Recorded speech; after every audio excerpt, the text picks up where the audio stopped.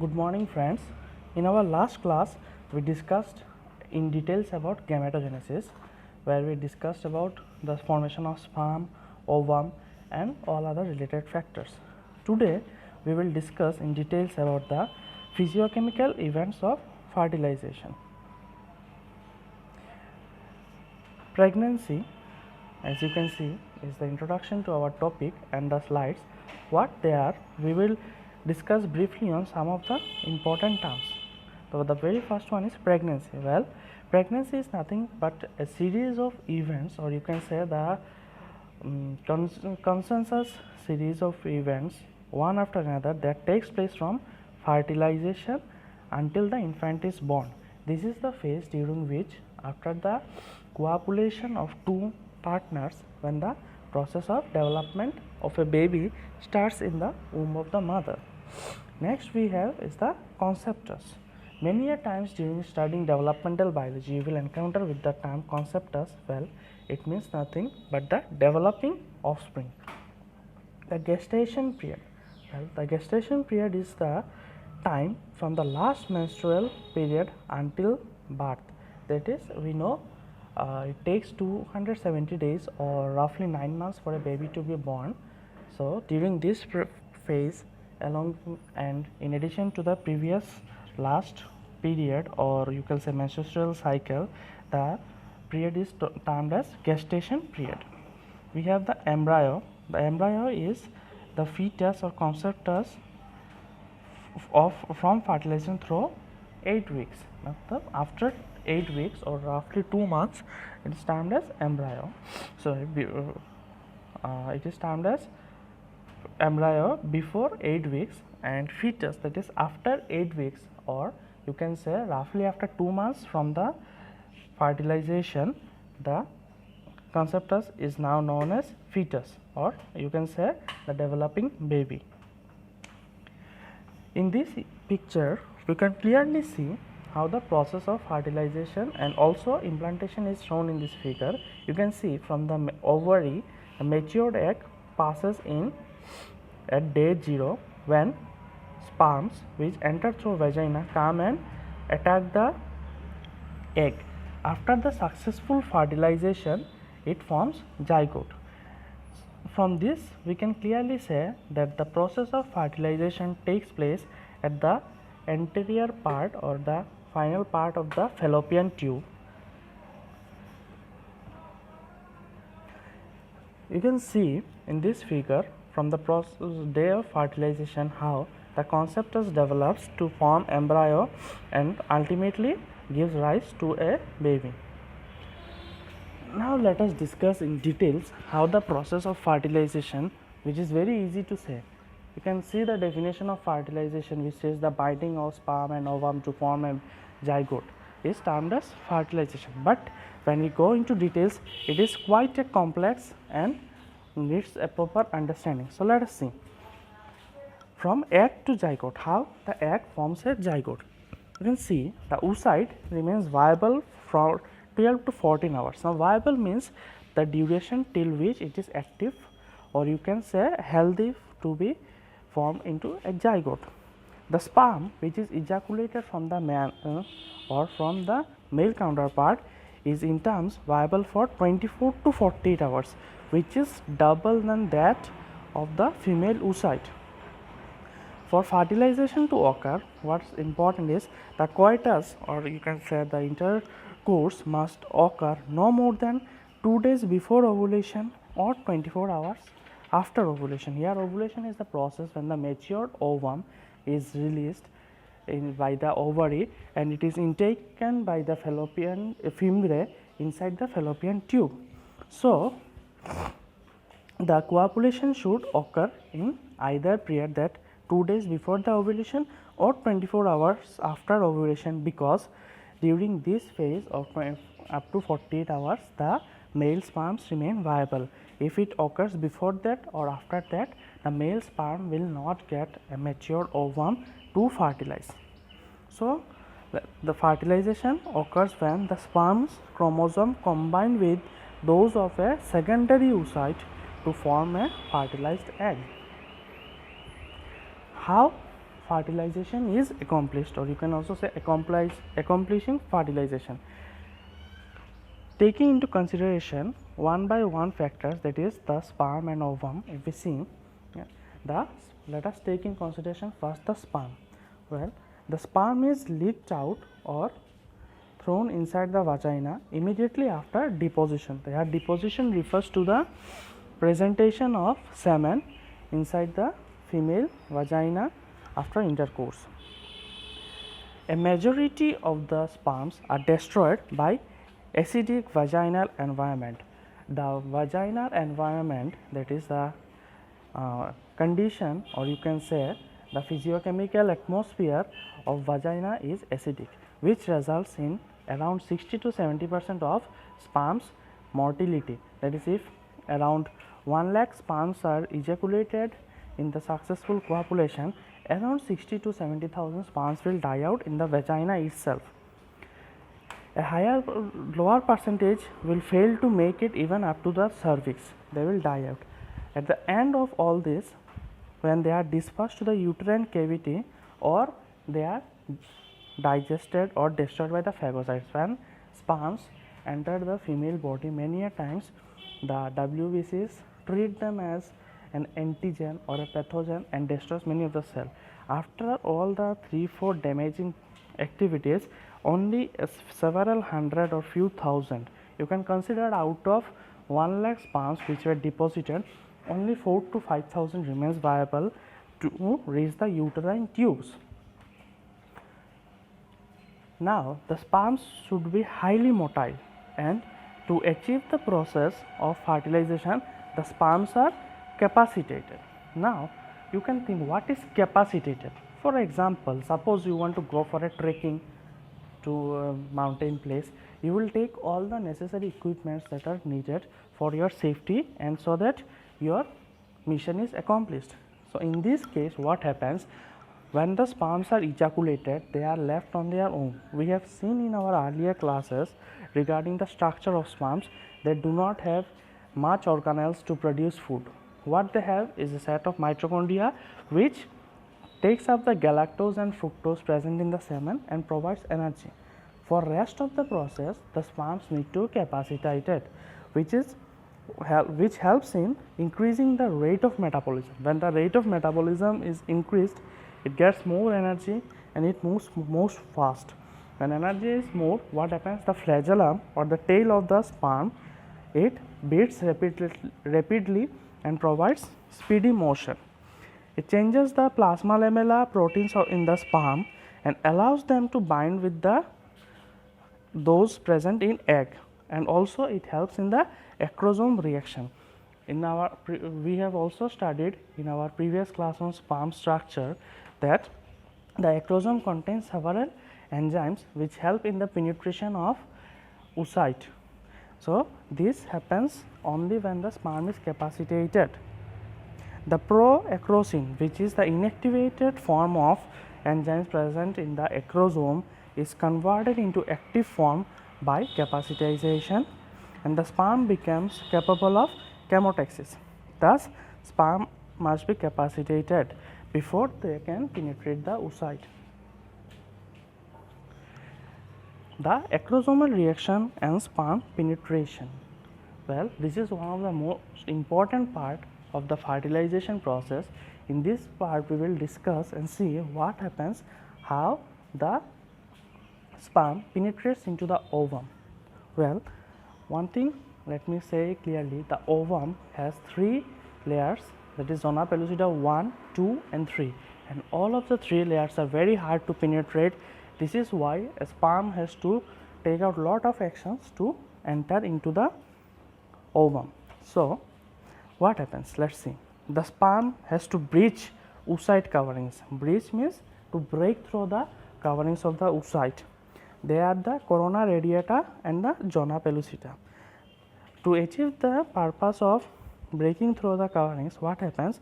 The sperm binds with the zona pellucida and undergoes the acrosomal reaction. So, during the acrosomal reaction, what happens? The enzymes are released to digest holes in the zona pellucida. That is, the enzymes functions or works to create some holes in the zona pellucida layer so that the sperms can enter through those holes, and several hundreds of acrosomes, when release their enzymes to digest the zona pellucida, it amounts to a quite sufficient or significant amount of acrosomal enzyme. The sperm approaches the oocyte when the acrosomal process begins, and it binds with the receptors present in the ovum. Only one sperm is allowed to penetrate the oocyte, which is termed as monospermy. In maximum cases, we see a single child is born, but in the contrary, it also happens that twins or triplets are born usually in a much lower rate. During this case, what you may think or which happens is that two sperms enter the ovum simultaneously at the same instant. That is, the process occurs in a fraction of seconds, and within that fraction of second, if two sperms can enter the ovum, it so happens that it gives rise to twins, or also sometimes during cleavage when the cells divide into two parts, it gives rise to twins. One of the important enzyme which helps the acrosomal reaction and sperm penetration is the galactosyl transferase, which is a protein present in the sperm's plasma lamella membrane, and it acts as a receptor to bind with the zona pellucida, and it initiates the acrosomal reaction. In this figure, you can see the sperm which is moving towards the ovum has acrosome at its initial or domain portion. As soon as the sperm will bind with the corona radiata of the ovum, it will release the enzyme from its fusion parts. The fusion parts you can see are marked with red. As soon as the enzymes will be released, the acrosomal part is removed from the sperm, and the anterior sperm's plasma lamella consists of the inner acrosomal membrane, and it starts penetrating the ovum. Recent researches by Wasserman and his team has found that the sperm binds to zona pellucida 3, and it causes a change in the calcium and sodium ion potential in our body, which helps the sperm binding and results in acrosomal reaction. Again, it has also been found that the sperm binds with a all-linked oligosaccharide. Well, a oligosaccharide is a carbohydrate present on the coverings of zona pellucida, which functions as a integral part for the binding with zona pellucida 3. Blocks to polyspermy. In the last part of the video, we just discussed about monospermy and polyspermy. That is, only one sperm can enter the oocyte and fertilize it. So, how is this maintained that only one sperm will fertilize the ovum? It so happens that as soon as the sperm enters the ovum, the calcium potential or the calcium ion present in the body surges from the endoplasmic reticulum, which causes the cortical reaction. During cortical reaction, it such happens that cortical granules are released, which exhibit zonal inhibiting proteins, or they are termed as ZIP. The zonal inhibiting proteins' first function is to destroy the sperm receptors. As soon as they come in contact with the ovum, what they do is destroy all the sperm receptors that are present on the zona pellucida layer, and they spill some fluids that binds with water and swells, which causes the detachment, or they throw away the sperms from the ovum. As a result, more than one sperm cannot enter the ovum. But as the science is always a study of exception, it so happens that in some cases at that very single instant, that is, you can say without the change of second, in a particular instant, if two sperms are able to enter the ovum, we get twins. In this figure, you can see step by step all the processes are written. At the very first, we see the sperm approach. At the uppermost corner, you can see shown by the arrow. At the uppermost corner, the sperm is approaching the ovum. during this time what happens, on the right side of the figure you can see they are given 1 2 3 4 5 6 in points the steps that occur, that is the hydrolyzation enzyme. A sperm cell weaves its way past granulosa ends of the corona radiata. In step number 2 you can see the sperm, as soon as it touches or approaches the ovum, it releases its acrosome. The acrosomal enzyme after binding helps them to penetrate the membrane, and slowly the sperm is entering. At the last lower part or the last part of the image you can see, as soon as the nucleus enters the zona pellucida 3 layer, the sperm is cut off and it is removed from the section, which allows only the nucleus to enter into the cytoplasm of the ovum. Following the fusion of the sperm with egg, there are certain more processes which happens. Now this is also important in regards to fertilization, because just after the entry of sperm nucleus in the ovum, fertilization is not achieved. It has to form a successful zygote. So what happens is that the male nucleus after entering the egg cytoplasm becomes the male pronucleus. Pronucleus refers to not an active nucleus, it is the primary stage or preliminary stage to that of the active nucleus. The result of sperm fusion with the egg plasma lamella, that is the plasma lamella of the ovum. During the discussion at several phases, you will encounter the words egg, ovum, oocyte. In this case, you just have to remember that the egg and ovum refers to the same thing. The oocyte nucleus stays at metaphase stage of the second meiotic division. And this is clearly to be remembered, and we have also studied this during our oogenesis process, that the nucleus of the ovum remains in the prophase stage or metaphase stage of the second meiotic division, and it withholds at the same position or same stage of cell division unless and until the male or sperm's nucleus will enter the ovum cytoplasm. Only after the entry of the male sperm nucleus in the ovum cytoplasm, the rest of the cell division part will be completed to achieve success. It so happens that this is done in order to preserve and conserve the energy, so that after successful fertilization enough amount of food is produced or kept in store, so that the process of implantation is achieved. After the second meiotic division is completed, now the nucleus of the ovum becomes female pronucleus. So the cytoplasm of the ovum will have now one male pronucleus and one female pronucleus, prior to which the male haploid pronucleus and the female pronuclei will move towards one another. They will meet and fuse to form a diploid nucleus of the zygote. At this process, the entire process of fertilization is achieved. Mere entry of the sperm nucleus in the cytoplasm of ovum is not the completion of fertilization.